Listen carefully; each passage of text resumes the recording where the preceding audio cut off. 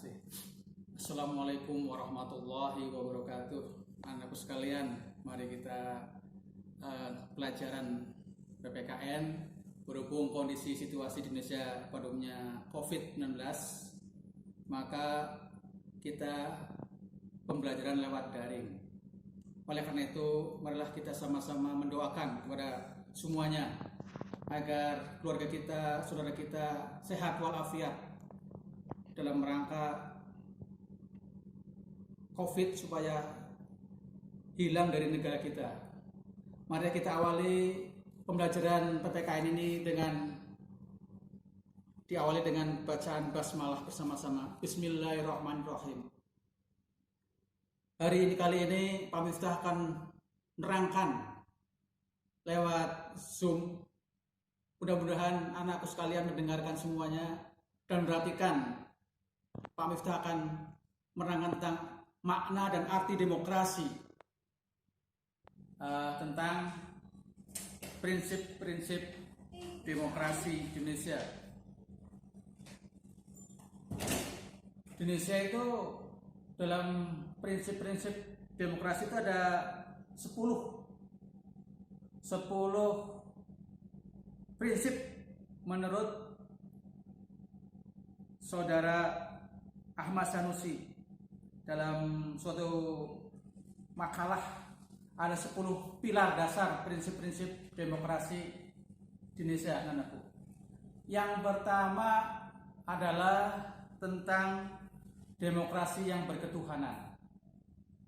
Artinya apa? Demokrasi kita harus memiliki landasan, memiliki pola, harus punya prinsip ketuhanan yang Maha Esa. Tidak boleh melanggar aturan-aturan Tuhan dalam berdemokrasi. Yang kedua, prinsip demokrasi Indonesia harus demokrasi yang cerdas. Tidak boleh pakai otot, tapi pakai akal. Baik cara berkata, bertutur kata, maupun sebagainya. Dan sekarang saya ironis sekali nih, ketika kembali pada demokrasi di Jakarta yang mengandalkan otot, saya merusak dan membakar, dan itu bukan dari ciri-ciri demokrasi kita. Demokrasi dikira demokrasi yang cerdas, harus rasional. Kalau tidak setuju dengan demokrasi kita ada MK di atasnya. Yang ketiga, demokrasi di Indonesia harus berkedaulatan rakyat. Artinya apa? Bahwa demokrasi kita harus berprinsip rakyatlah yang berkuasa, bukan para cukong-cukong, para orang-orang besar, tapi rakyatnya yang harus berkuasa. Itulah demokrasi kita. Yang ketiga, demokrasi kita harus rule of law. Enak ya? Rule of law. Artinya apa? Demokrasi harus sama hukum, berkeluaran hukum, rule of law. Setiap orang harus sama di muka hukum. Bukan seperti sekarang ini, saat ini, di mana hukum tajam ke bawah dan tumpul ke atas. Dan nanti ke depan insya Allah kalian, anak-anakku sekalian, harus bisa merubah yang demikian itu, yang tajam ke bawah, tumpul ke atas. Dan kalian harus berani mengatakannya hak itu hak dan yang batil itu batil. Oke? Lanjut, prinsip demokrasi yang selanjutnya adalah dalam demokrasi kita harus ada pemisahan antara legislatif, yudikatif, dan eksekutif dipisah. Tidak boleh campur baur. Mana yang eksekutif? Misalnya para penguasa pemerintahan, DPR, DPRD, Presiden. Yang legislatif, DPRD 1, DPR 2, DPR tingkat pusat, DPR daerah. Nah itu yang legislatif. Yang eksekutif, yudikatif apa? Bagian pengadilan. Antara eksekutif, yudikatif, dan legislatif harus terpisah secara ekstrim. Selanjutnya, demokrasi harus memiliki hak-hak, punya prinsip hak-hak asasi manusia. bahwa hak asasi manusia adalah hak-hak dasar yang dianugerahi Allah kepada manusia. Itulah hak asasi manusia. Tidak boleh melanggar dalam berdemokrasi itu, melanggar hak asasi manusia. Selanjutnya, demokrasi yang kita inginkan adalah demokrasi yang memiliki pengadilan yang merdeka tanpa intervensi dari pihak manapun. Itulah demokrasi yang saya inginkan bersama-sama. Kemudian demokrasi dengan otonomi daerah itu juga penting tuh.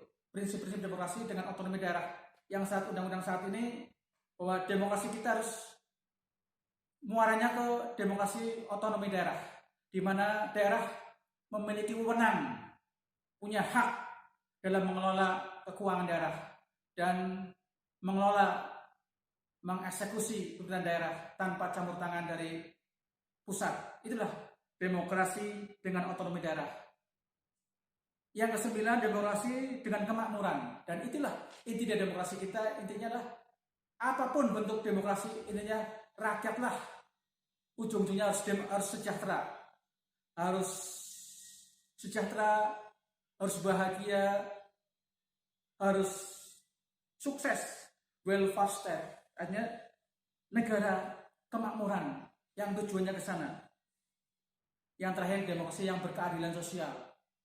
Dan itulah yang keinginan kita semua, tujuan Pancasila yang sila yang ke berapa itu? Sila yang kelima kan? Apa itu? Keadilan sosial bagi seluruh rakyat Indonesia. Itulah prinsip-prinsip demokrasi yang perlu kita tanamkan dalam diri kita. Harus kita tahu sekalian, anak-anakku sekalian. Itulah prinsip demokrasi. Ada tambahan lagi menurut seorang ahli yang bernama Dr. Afan Ghaffar. Dia menulis dalam bukunya Transisi Menuju Demokrasi, ada prinsip demokrasi yakni akuntabilitas.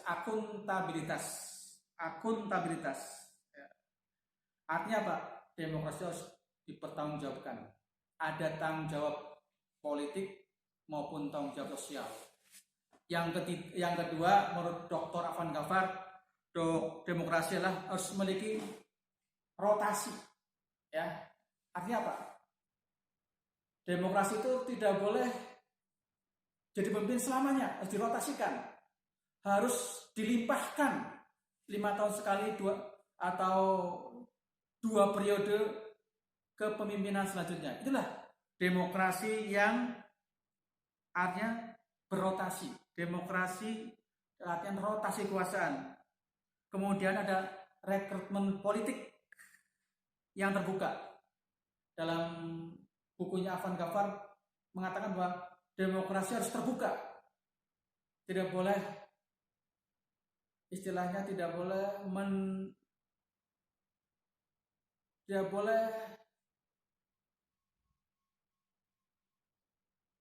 memilih, tidak boleh memilih kucing dalam karung. Dia harus transparan. Siapa fulan, dari mana fulan, pendidikannya apa fulan, dan sebagainya dan semuanya. Harus transparansi.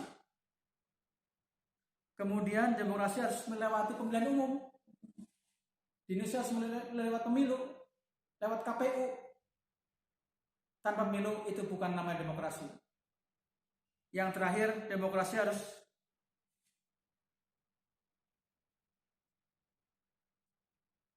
memiliki pemenuhan hak-hak dasar sebagai manusia.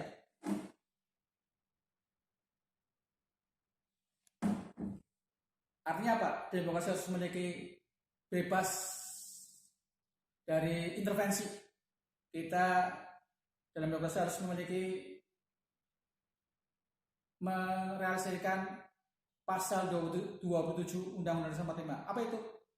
Kita dibebaskan untuk berserikat dan berkumpul, untuk menyampaikan pendapat masing-masing dan menyampaikan apa itu keinginan setiap warga negara. Mudah-mudahan risalah yang singkat ini anak-anakku sekalian bisa bisa menjawab pertanyaan-pertanyaan yang anakku bisa silahkan ada pertanyaan yang susah-susah silahkan kalian kirimkan ke Bapak. Misalkan apa sih demokrasi itu? Apa sih tujuan demokrasi? Apa sih prinsip demokrasi yang kalian tidak tahu? Silahkan membuat pertanyaan ke WA, silahkan apa lewat classroom, silahkan anak-anakku sekalian. Mudah-mudahan terima saja ceramah dari Pak Miftah. Kurang lebihnya mohon maaf. Wabillahi taufiq wal hidayah. Wassalamualaikum warahmatullahi wabarakatuh. Ya silakan.